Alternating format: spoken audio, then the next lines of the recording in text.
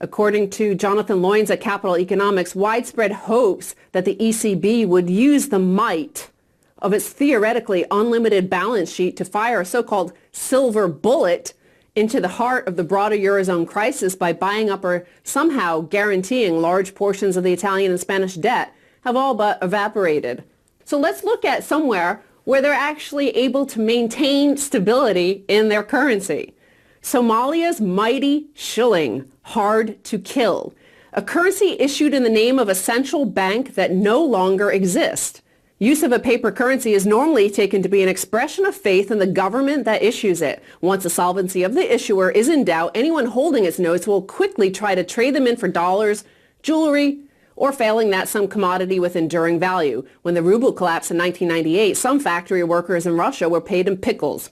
Why then are Somali shillings issued in the name of a government that ceased to exist long ago and backed up by no reserves of any kind still in use? Now, Max, one of the reasons they give, this is in The Economist, is that the supply of shillings has remained fairly fixed. Rival warlords issued their own shillings for a while, and there are a fair number of fakes in circulation, but the lack of an official printing press able to expand the money supply has given the pre-1992 shilling a certain cachet. Well, that's right. The main component in any economy is trust. And the shilling has enough trust so that in Somalia, what you're saying here, has a stable economy based on a stable currency, whereas in the U.S. or the Bank of Japan or the U.K., it's completely unstable because the currency is incredibly volatile because people don't trust these government central planners at all. Well, you identify a key word there, is just trust. And here the central banks I just listed, they think they could command and control. They can force you to trust when there is no trust in the system. Why would you trust any derivative product from JP Morgan or Goldman Sachs? Why would you trust any of these debts, that any of them are payable? Why would you trust to ever work and pay your taxes again when, as we see in Ireland, when people are refusing to pay their tax, it's just being transferred directly to a small group of bankers? Now, the Economist article brings up this issue of trust and says the shilling has a further source of strength. Since each party to a transaction is likely to be able to place the other within Somalia's system of kinship, the shilling is underpinned by a strong social glue. Paper currencies always need tacit consent from their users that they will exchange bills for actual stuff. But in Somalia, this pact is rather stronger. An individual who flouts the system risks jeopardizing trust in both himself and his clan. All right, so social cohesion begets trust, which begets a stable currency, which is the basis of a stable economy. In the U.S., you have social cohesion breaking down. People see guys like Jamie Dimon, Lloyd Blankfein, kleptocratically raking the economy over the coals, stealing billions, no penalties whatsoever. Instead of trusting the currency in America, the reaction now is to arm themselves, to get ready for the coming war. But they don't trust the currency, so they're out there buying guns en masse.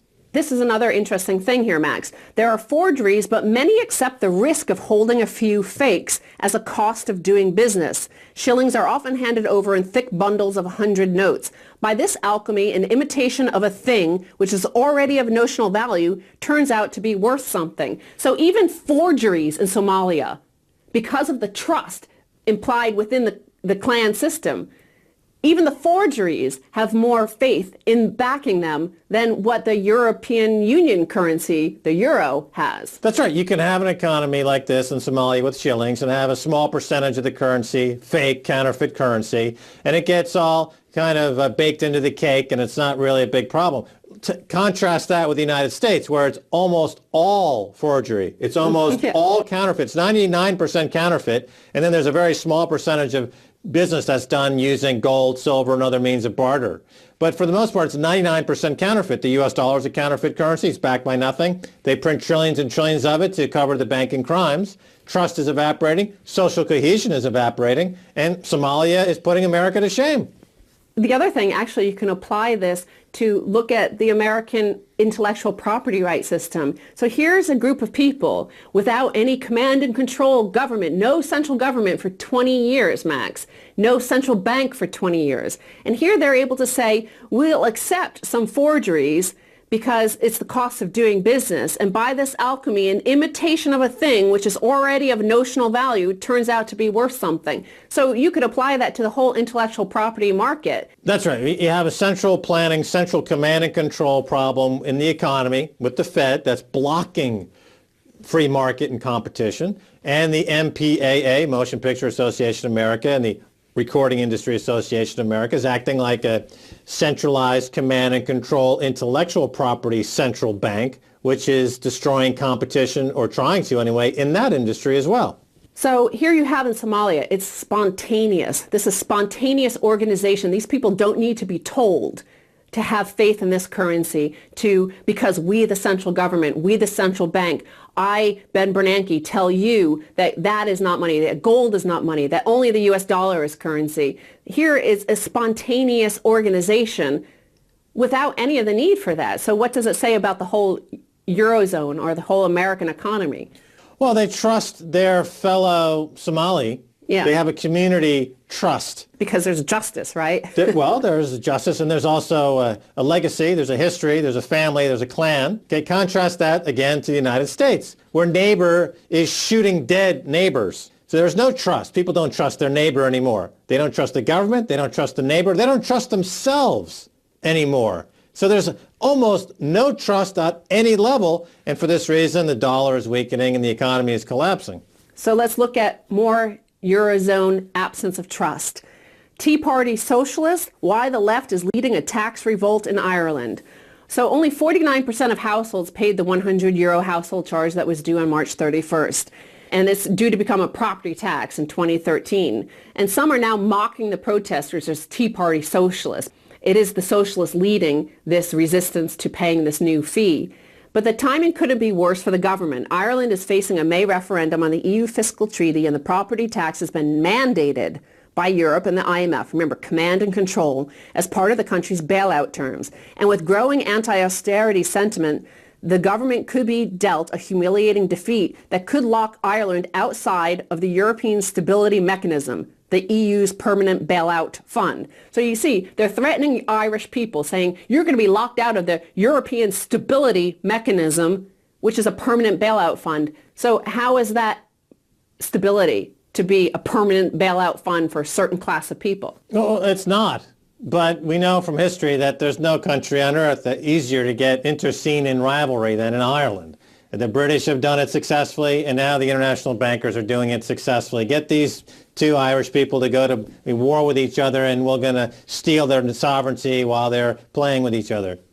So let's move on to another situation where here the Irish people are refusing to participate in a permanent bailout fund. So let's look at where a permanent bailout fund is applied and who actually gains from it.